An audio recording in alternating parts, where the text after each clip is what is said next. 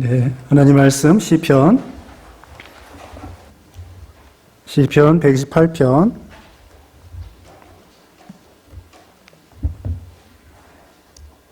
1절 말씀.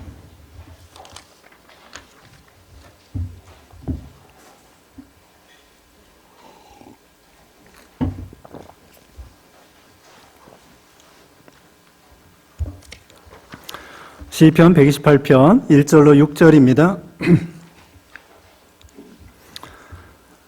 여호와를 경외하며 그의 길을 걷는 자마다 복이 있도다. 내가 내 손이 수고한 대로 먹을 것이라. 내가 복되고 형통하리로다. 내 집 안방에 있는 내 아내는 결실한 포도나무 같으며 내 식탁에 둘러앉은 자식들은 어린 감람나무 같으리로다. 여호와를 경외하는 자는 이같이 복을 얻으리로다. 여호와께서 시온에서 내게 복을 주실지어다. 너는 평생이 예루살렘의 번영을 보며 내 자식의 자식을 볼지어다. 이스라엘에게 평강이 있을지로다. 아멘.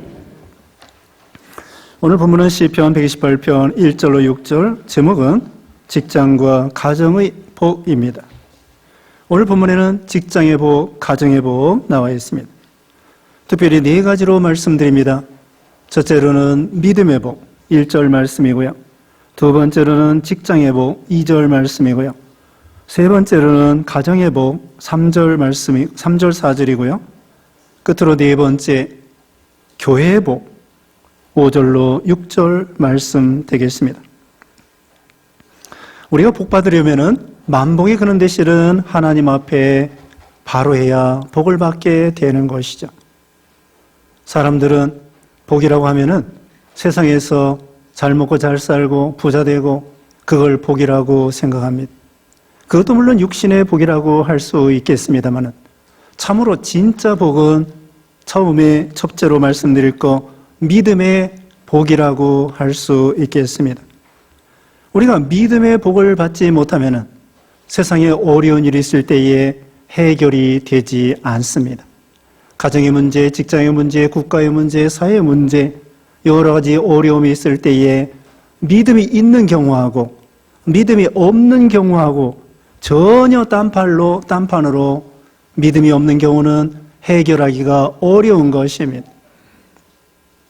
하나님께서 지혜와 믿음을 주셔야만이 해결하기 시작할 수 있다는 것을 보여줍니다. 그래서 복 중에 제일 큰 복이 무엇이냐면은 믿음의 복이 되겠습니다. 그래서 1절 말씀에 여호와를 경외하며 그의 길을 걷는 자마다 복이 있도다. 여호와를 경외하는 사람, 믿음 있는 사람이죠. 여호와를 경외한다는 것은 하나님을 믿는다는 사람입니다. 하나님을 믿지 아니하고 하나님을 알 수가 없고 하나님을 경외할 수가 없겠지요. 하나님을 믿기 때문에 하나님을 경외하는 것이고 하나님을 두려워하는 것이고 또 하나님의 명령을 순종하는 것이 되겠습니다. 여기 하반절에 그의 길을 걷는 자마다 그의 길을 걷는다고 하는 것은 하나님의 명령을 순종하는 사람입니다. 계시록 1장 3절에는 하나님 말씀을 읽는 자와 듣는 자와 그 가운데 기록된 것을 지키는 자가 복이 있다고 했습니다. 여기 신명기 10장 13절에는 너의 행복을 위하여 하나님의 명령과 규례와 법도를 지킬 것이 아니냐. 하나님의 명령을 순종하면 우리가 정말 행복해집니다. 왜 세상 사람들이 행복하지 못할까요? 왜 행복하지 못하느냐? 하나님의 명령을 불순종하기 때문에 죄 가운데 빠지고 욕심 가운데 빠지고 교만하고 불순종하고 쾌락으로 나가고 도박하고 바람피고 또 그 다음에는 사기하고 도적질하고 간음하고 쟁투하고 시기하고 이런 욕심과 범죄하기 때문에 세상 사람들이 불행하고 가정이 불행하게 되는 것입니다. 하나님을 경외하고 하나님의 명령대로 순종한다고 하면은 죄가 멀어지고 하나님을 기쁘게 해드리기 때문에 만복의 근원 되신 하나님께서 그 사람과 그 가정에게 반드시 복을 주시게 되어 있습니다. 그러니까 하나님께 복 받는 비결은 여기 있는 말씀대로 믿음의 복이 첫째가 되겠습니다. 하나님을 경외하고 하나님의 명령을 순종하는 것, 그게 복 중에 제일 큰 복이라고 하는 것입니다. 그럼 하나님께서 물질도 주시고 지혜도 주시고 능력도 주시고, 요셉 보세요. 요셉이 하나님을 경외하고 하나님과 동행하니까 팔려갔습니다마는 그 보디발이 보니까 하나님이 그 요셉과 함께하는 걸 보고, 그 요셉의 믿음 있는 걸 보고 그 요셉을 나중에 총무로, 가정의 총무로 삼았습니다. 이와 같이 요셉이 하나님을 경외하고 하나님과 동행하니까 직장도 사업도 잘 되는 거야. 우리가 지지난주 말씀한 것처럼 주님께 하다하라. 골로새서 3장 22절에 오면은 직장 생활할 때에 아랫사람이 윗사람에게, 우리가 지난 시간에는 제도를 순종하라고 말씀한 것처럼 골로새 3장 22절 23절에는 주님께 하듯하라. 주님께 하듯하라. 성실하고 양심 쓰고, 그럼 직장에서 요셉과 같이 주인이 알아보고 성실하구나, 양심 쓰구나, 물질에 대해서 바로 하구나. 요 세상에, 요즘 세상에 믿을 사람이 없다고 그러잖아요.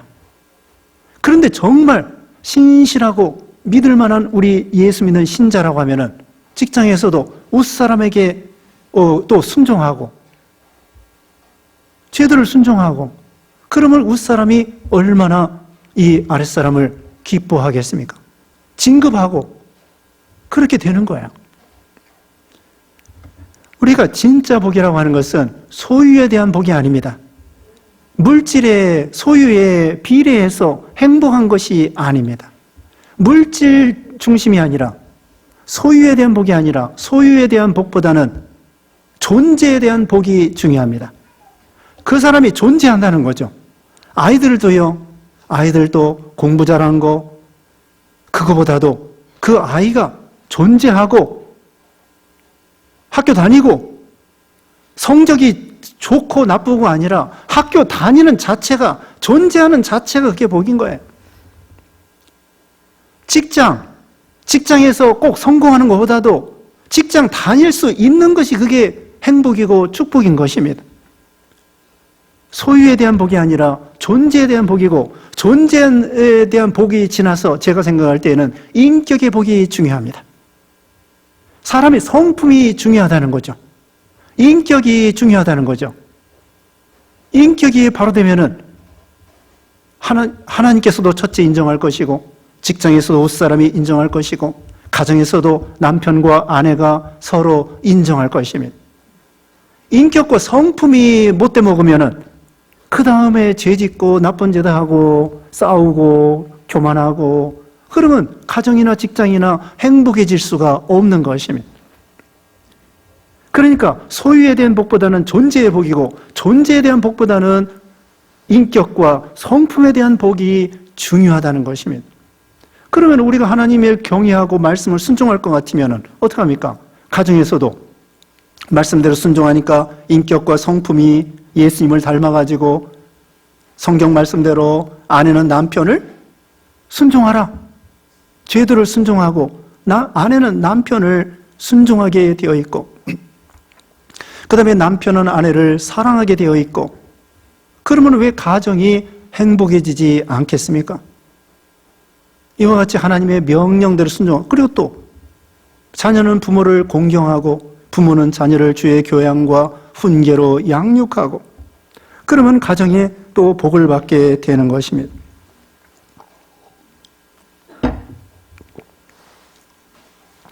그러므로 첫째가 여호와를 경외하며 그의 길을 걷는 자가 복이 있다. 하나님의 명령을 순종하는 것이 복이 있다는 것입니다. 우리는 복이 어떤 허황되게 멀리 있는 것이 아닙니다. 행복이라고 하는 것은 가까운 데에 있다는 것입니다.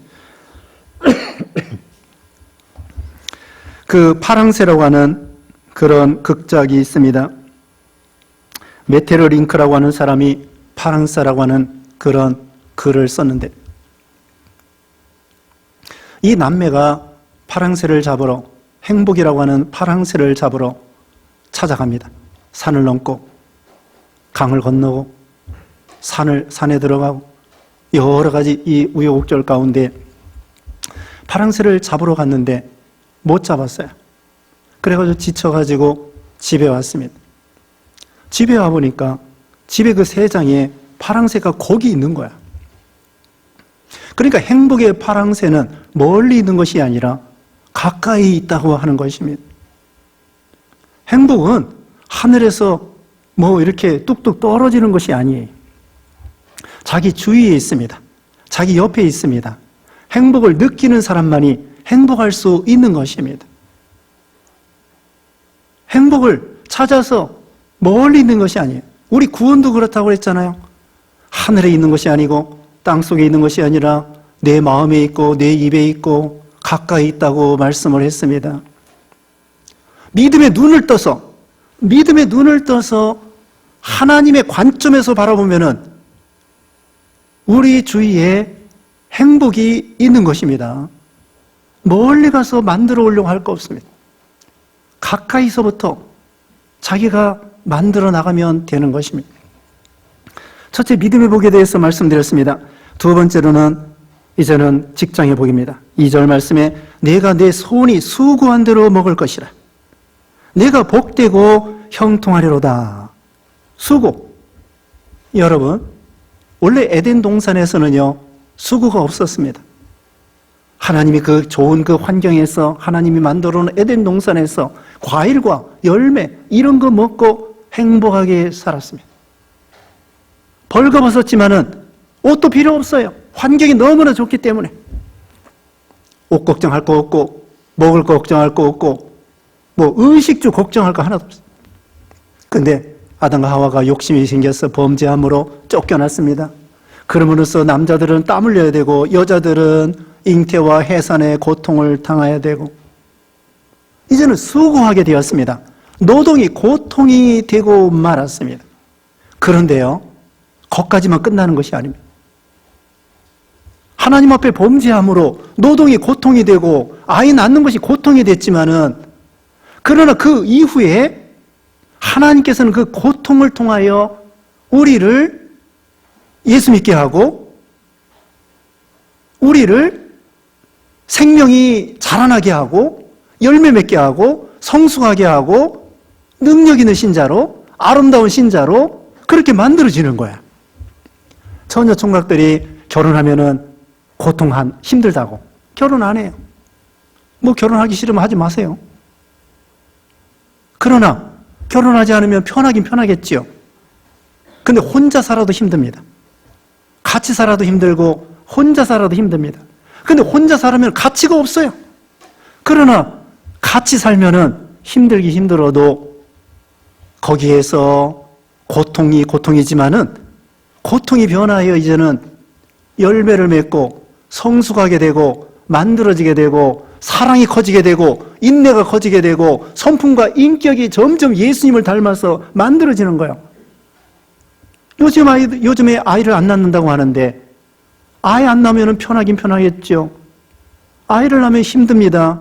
낳기도 힘들고 키우기도 힘들고 돈도 많이 들고 그러나 결혼해서 아이를 낳으면 가치가 있고 열매가 있고 보람이 있고 유익이 있고 그걸 통하여 우리의 인격과 성품이 예수님을 닮아가는 거예요.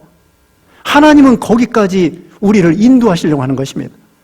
비록 에덴 동산을 쫓겨나서 노동이 고통이 되고 해산하는 것이 고통이 되지만은 그러나 그 이후에는 가치가 있고 열매가 있고 참 성숙하고 아름답게 우리가 하나님 앞에 쓰임 받을 수 있도록 하나님이 그렇게 해 주신다는 것입니다. 그러므로 여기 직장에서 수고한 대로 먹을 것이라. 여러분, 수고한 대로 먹는 것이 얼마나 복입니까? 여기 바로 옆에 127편 2절에 오늘 교동문 읽었습니다. 127편 2절에 너희가 일찍 일어나고 늦게 누우며 수고의 떡을 먹음이 헛되도다. 이 세상에는 수고의 떡을 먹음이 헛된 경우도 많습니다. 농부들이 열심히 일해서 과일이나 벼나 이런 거 잘 키웠는데 가을에 태풍이 와가지고 바람이 불어서 벼가 엎치고 그 다음에는 저 배나 사과나 이런 것이 낙과가 되고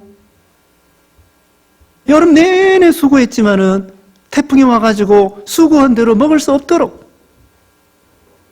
우리 학생들이 열심히 공부해서 상급학교 지나가려고 하는데 낙방했습니다.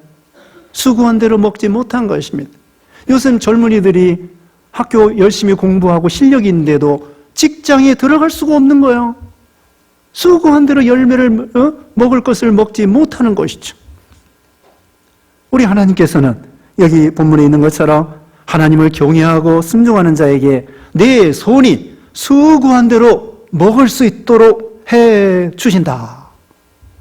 수고한 대로 먹을 수 있을 만큼, 많지는 않아도 수고한 열매 먹을 수 있도록 해주시는 거 감사합니다. 요새 직장 잡기 어려운데 직장과 사업장이 있는 것이 감사한 거야. 월급이 작더라도 일할 수 있는 것이 얼마나 감사한 거야. 노는 게 얼마나 힘든지 아세요? 직장 다닐 때에는 아유 빨리 은퇴하고 싶다, 좀 쉬고 싶다 그러는데 막상 은퇴하고 쉬고 있으면은 한 달이나 두 달 가면은 그 다음에 너무 노는 것이 힘든 거예요. 그러므로 우리 젊은 분들 일할 수 있는 직장이 있는 거 감사하고, 월급이 작더라도 사업이 있는 거 감사하고, 일할 수 있는 일거리가 있는 것이 감사한 거예요. 수고한 대로 먹을 수 있도록 하나님이 복을 주신다는 것입니다. 그러므로 우리는 하나님이 주시는 대로 직장에서 제도를 순종하고 주님께 하듯 하고 성실하게 하고 양심을 쓰고 최선을 다해서 충성을 다하고, 그럼 하나님께서 수고한 대로 복을 주신다는 것입니다. 그 다음에 세 번째로는 3절 말씀에 내 집 안방에 있는 내 아내는 결실한 포도나무 같으며 내 식탁에 둘러앉은 자식들은 어린 감람나무 같으리로다. 그 다음에 가정의 복을 주신다는 것입니다. 아내에 대한 복. 아내에 대한 복은 무엇이냐? 결실한 포도나무 같다고 했습니다. 이건 아내가 성숙한 아내라는 것입니다. 성숙한 아내. 인격적으로 성숙한 아내가 복이라는 것입니다. 잠언에 보면은, 잠언 31장 10절 말씀에 누가 현숙한 여인을 찾아 얻겠느냐? 그의 값은 진주보다 더하니라. 슬기로운 아내, 성숙한 아내, 현숙한 아내, 진주보다 더 귀하다고 말했습니다. 잠언 31장 이어서 30절에 오면은 여호와를 경외하는 자, 고운 것도 헛되고 다 지나가는 거지만 여호와를 경외하는 여자가 아름다운 여자라고 잠언 31장 30절에 말했습니다.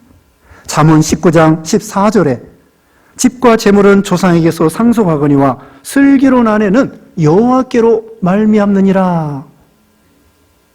아내를 얻고 슬기로운 아내를 얻는 자는 여호와로부터 복받은 사람이라는 것입니다. 그래서 베드로전서 3장 7절에 보면은 아내는 연약한 그릇인 줄 알아 귀히 여기라 그랬습니다. 그러니까 슬기로운 아내를 얻는, 슬기로운 아내는요, 여기 있는 말씀대로 포도나무 결실한 포도나무 같이 열매 맺고 성숙한, 인격이 성장한, 자라난 그런 아내가 귀하다는 것입니다. 그럼 어떤 아내가 되어야 되겠느냐? 거기 베드로전서 3장 4절 말씀에, 베드로전서 3장 4절에 오직 마음에 숨은 사람을 온유하고 안정한 심령의 썩지 아니할 것으로 하라. 마음이 온유하고 안정된 그런 심령을 갖는 아내가 되라는 것입니다. 이게 믿음 있는 아내죠? 온유한 아내예요. 근데 여자들이 점점 나이가 들면요, 거칠어져요. 그래, 아줌마 부대라고 그래. 아줌마들이 무대포가 돼가지고. 왜 그런 줄 아세요? 여자들은 나이가 들수록 남성 호르몬이 점점 많아진대요. 또 남자들은 나이가 들수록 여성 호르몬이 점점 많아진대. 그래가지고 드라마 보면서 남자들이 울어요. 전에는 안 그랬는데. 왜? 나이가 들수록 여성들은 남성다워지고 또 남성들은 여성다워지고. 자, 이와 같이 참 마음에 온유하고 끝까지 온유해야 됩니다. 끝까지 온유. 여러분, 옛날 옛날 결혼식 하는 거 봤어요? 옛날 결혼식 하는 거. 옛날식으로 하는 거. 옛날식으로 어렸을 때 결혼한 거 보면요.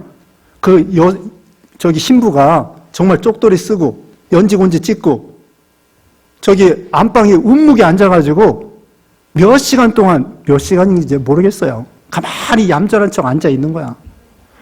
근데 뭐 방에서 막 불때니라고 막 잔치하니라고 막, 예?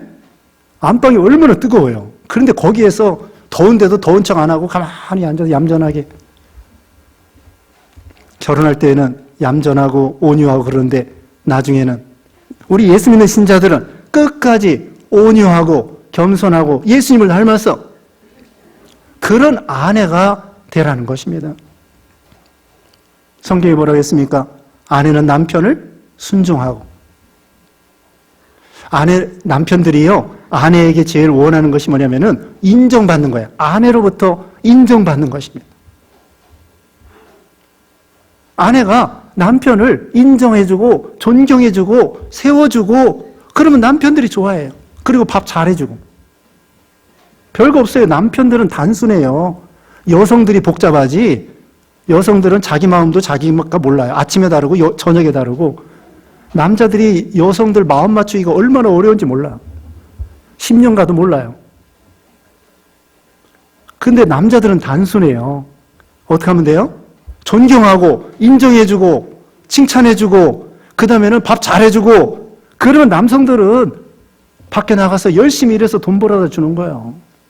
그걸 못해가지고 맨날 얻어 터져가지고. 우리가 물론 구타하면 안 됩니다.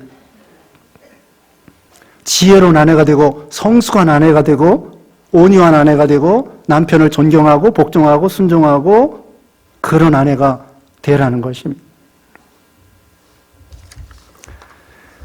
자, 결혼이라는 것은 민용 맥클로플린이 이렇게 말했습니다. 맥클로플린이 성공적인 결혼은 똑같은 사람과 여러 번 사랑에 빠지는 것이다.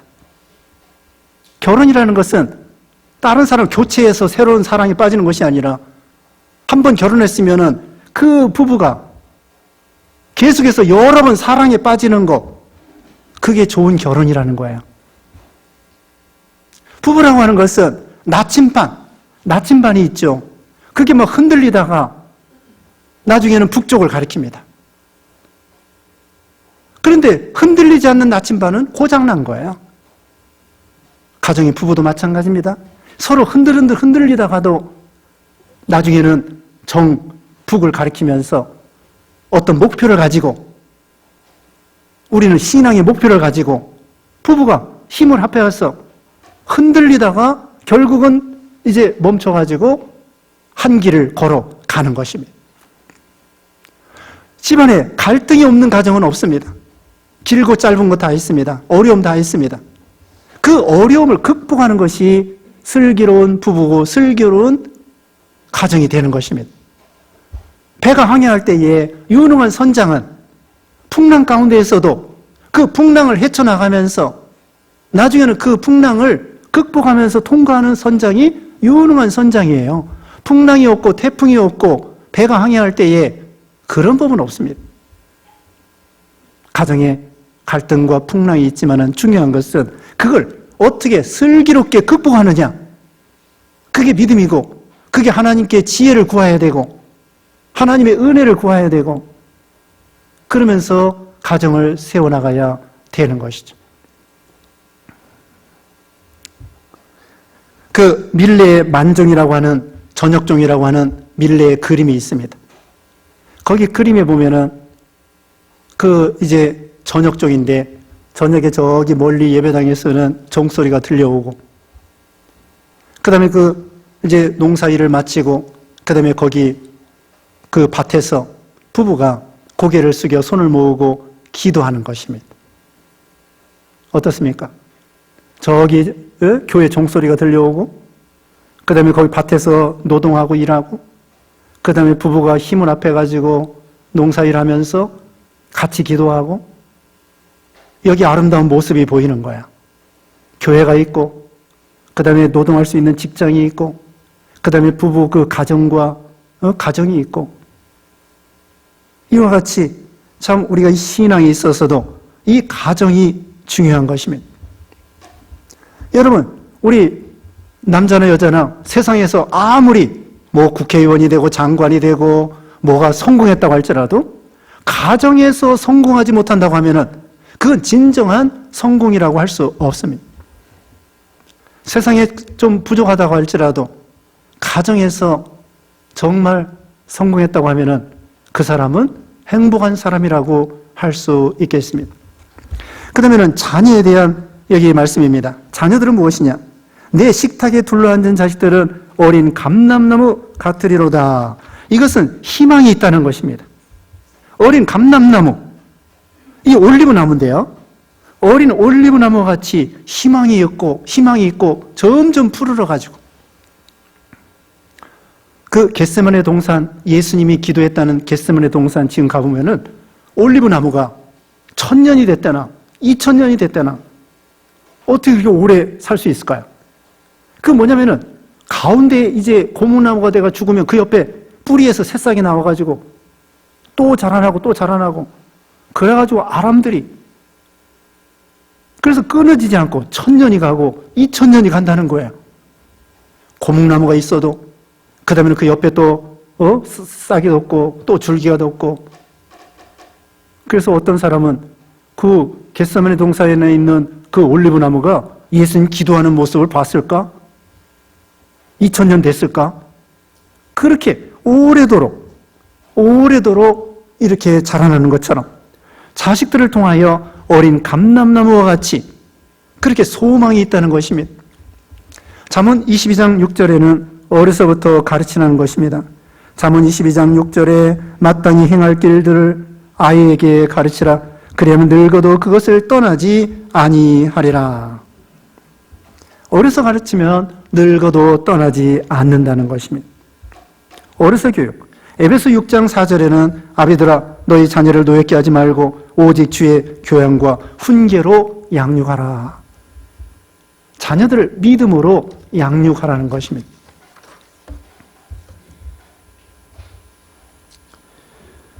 거기 예전에 김승규 장로라는 분이 있습니다. 김승규. 이분이 법무부 장관도 하고 노무현 대통령 때 국정원장도 했었는데 이 사람이 장로예요. 근데 그 아버지도 장로예요. 형제들이 그 아들이 그러니까 남자 형제가 5명이고 여 형제가 3명인데 8남매. 다섯 남자가 5 형제가 모두 장로예요. 5번째가 김승규 장로, 4번째로는 김명규 장로로 해서 저기 국회의원, 4대 5대 국회의원, 아니 14대인가 국회의원. 장남은 매산고등학교 순천 있죠? 거기 교장, 차남은 명부 회장, 3남은 유성 T 회장, 4남은 국회의원, 5남은 김승규 장로. 근데 그 아버지가요, 아버지 어머니가, 아버지도 장로. 늘 아이들 깨워가지고 새벽에 가정예배 드리고, 그 다음에 부부가, 그 다음에는 새벽 예배 가서 예배당 가서 참석하고, 그렇게 해가지고 자녀들이 모두 장로, 권사, 그런 사람이 되었다는 것입니다.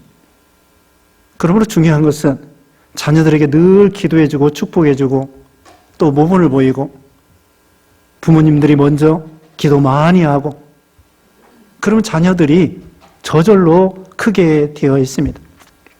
그래서 자녀들에게 축복해주고 잔소리하지 말고 기도해주고 축복해주고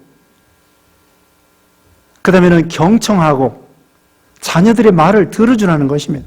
부부간에도 마찬가지 경청하고 칭찬하고 옛말에도 그런 말이 있지 않습니까? 사과 7개 주면 매 세대 때리면 사과 7개 주래요. 그러니까 매나 이 책망보다는 칭찬을 더 많이 하라는 것이에요. 칭찬을 더 많이 하고 부부간에도 마찬가지고 부모 자식 간에도 마찬가지고 칭찬을 많이 하고 잔소리하지 말고 지적하지 말고 나이 들어서는요 안 고쳐져요. 아예 그러려니 하고 적응하고 살아야 돼요. 부부간에도 안 고쳐집니다. 그냥 거기서 잔소리한다고 되는 것이 아니에요. 잔소리하면 입만 아픕니다. 그러지 말고 이제는 거기서 적응하면서 좋은 점을 칭찬해주고 자녀들에게도 칭찬을 더 많이 해주고 대화하고 대화할 때 들어주고 경청하는 것입니다. 귀가 둘이고 입이 하나입니다. 야고보서 3장에도 듣기는 속히 하고 말하기는 더디어 하라고 했습니다. 두 마디 들을 때 한 마디 말하라는 것입니다. 상담할 때도요, 말을 잘 들어주면은 해답은 자기가 알고 있어요. 속에 응어리와 모든 문제가 있을지라도 말 잘 들어주면은 해답은 자기가 알고 속이 후련하다고 그러고 그 다음에 자기가 옳은 길을 걸어가게 되는 것입니다. 그러니까 우리는 말을 들어줘야 돼요. 잠언에도 그런 말이 있습니다. 듣기 전에 대답하지 말라는 말씀이 있습니다. 그러므로 자녀들을 위해서 축복해주고 기도해주고 칭찬해주고 물론 주의 교양과 훈계로 양육하고 그 다음에 4절에 여호와를 경외하는 자는 이같이 복을 얻으리로다. 5절 말씀에 여호와께서 시온에서 내게 복을 주실지어다. 너는 평생에 예루살렘의 번영을 보며 내 자식의 자식을 볼지어다. 이스라엘에게 평강이 있을지로다. 여기 시온이라는 것은 예루살렘을 가리킵니다. 예루살렘 주위에 있는 산이 시온산인데 예루살렘 안에는 성전이 있습니다. 성전 안에 성소가 있고 지성소가 있습니다. 지성소 안에는 언약궤가 있습니다. 그러니까 이 시온과 예루살렘은 하나님의 임재, 하나님이 계신 곳을 가리키는 거예요. 오늘날은 교회를 가리킵니다. 하나님께서는 오늘날은 예전에는 성전을 통하여 복을 주시고 오늘날은 교회를 통하여 복을 주신다는 것입니다. 자, 여기 찾아보겠습니다. 132편 뒤에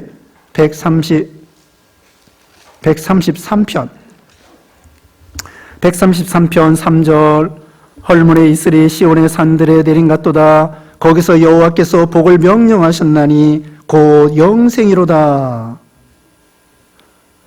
시온의 산들에 하나님께서 거기서 복을 주시는데 복 중에 복은 무엇입니까? 영생이라고 그랬습니다. 영생의 복을 우리에게 주신다는 거예요. 또 134편 3절 천지를 지으신 여호와께서 시온에서 네게 복을 주실지어다. 시온에서 복을 주신다고 했습니다. 132편 13절에 여호와께서 시온을 택하시고 자기 거처를 삼고자 하여 이르시기를 이는 내가 영원히 쉴 곳이라 내가 여기에 거주할 것은 이를 원하였음이로다. 하나님은 시온에 거하시고 예루살렘에 거하시고 성전에 거하시고 언약궤 하나님의 임재를 상징하는 것입니다.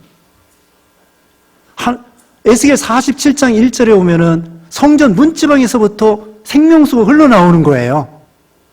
오늘날은 교회에서 예배드리고 말씀 듣고 교제하고 하나님께 예배하고 찬양하고 기도하고 교회에서부터 복을 받는 거예요. 교회를 가까이 하면 복을 받고 교회를 멀리하면 복이 멀어지는 것입니다. 하나님을 가까이 하는 것입니다. 교회를 가까이 하는 건 예배를 가까이 하는 거고 하나님을 가까이 하는 거고 그런 복을 받게 되겠죠. 그러므로 언제나 아브라함은 그랬습니다. 아브라함은 가는 곳마다 제단을 쌓고 하나님 앞에 제사를 드렸습니다. 예배 중심, 교회 중심, 신앙 중심, 하나님 중심이 됐던 거예요. 그러므로 교회가 잘 돼야 자기가 잘 되는 것입니다. 다윗이 자기가 왕 된 다음에 사무엘하 7장 오후 예배 시간에 배웠습니다마는 다윗은 자기가 왕 된 다음에 하나님을 위해서 성전을 지어드리고 싶었어요. 근데 하나님이 허락하지 않았죠. 그 아들을 통하여 성전을 짓게 됐습니다. 자, 이와 같이 왕 된 다음에 하나님의 은혜를 생각하여 하나님을 위해서 성전을 지어드리고 싶었다는 것, 하나님 중심, 먼저 그의 나라와 그 의를 구하고 하나님을 첫째로, 오늘날은 교회를 첫째로, 그러니까 다윗이 복을 받고 또 우리가 복을 받는 것입니다. 그러므로 우리는 언제나 신앙 중심, 교회 중심, 여기 보면은 6절에 내 자식의 자식을 볼지어다. 아까 시온에서 영생 준다고 그랬죠. 여기는 자식의 자식을 본다. 장수하는 복을 주신다는 거고, 자손들에게 믿음의 복을 주신다는 거고, 자자손손 믿음이 이어지도록, 계대가 이어지도록 복을 준다는 거고, 그 다음에 마지막으로 뭡니까? 6절 끝에 이스라엘에게 평강이 있을지로다. 평강의 복을 준다는 것입니다.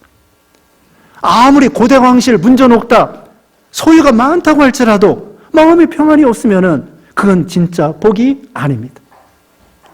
전도서에 나오는 거예요. 100자녀를 낳고 천년의 갑절을 산다고 할지라도 마음의 평안이 없으면 그건 복이 아니다. 심령의 낙이 진짜 복이다. 그건 여호와께로부터 심령의 낙이 내려오는 것이다. 평강.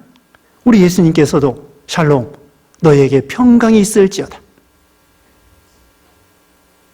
12의 혈루증 걸린 여자가 예수님의 뒤에 옷자락을 만져서 혈루증이 나았는데 누가 내 옷자락을 만졌느냐? 이 여자가 깜짝 놀라고 벌벌 떨었어요. 아, 이거 들켰구나. 예수님을 옷자락을 만져도 내가 나을 줄 믿고서 만졌는데 어떻게 예수님의 능력이 와가지고 고침받았어요? 숨기려고 했는데 예수님이 누가 내 옷자락을 만졌지? 그래서 벌벌 떨면서 제가 만졌습니다. 그때 예수님께서 내 제사함을 받았느니라. 평안히 가라. 평안의 복을 예수님이 빌어준 것입니다. 예수 믿으면 구원받고 병고침 받고 평안 얻고 안식 얻고 영생 얻고 생명 얻고 이것이 진짜 복이라는 것이죠. 그래서 오늘 본문의 말씀에 자, 믿음의 복, 직장의 복, 가정의 복, 교회의 복, 이런 복을 누리시는 우리 성도님들 되시기를 주님의 이름으로 축원합니다. 기도하겠습니다. 거룩하신 하나님 감사합니다. 만복의 근원 되신 우리 하나님, 우리에게 믿음의 복을 주시고 직장의 복을 주시고 가정의 복을 주시고 또 교회의 복을 주시고, 그래서 우리가 참 하나님 주시는 복을 다 받아 누리는 우리 모두가 되게 해 주시옵소서. 예수님의 이름으로 기도드리옵나이다. 아멘.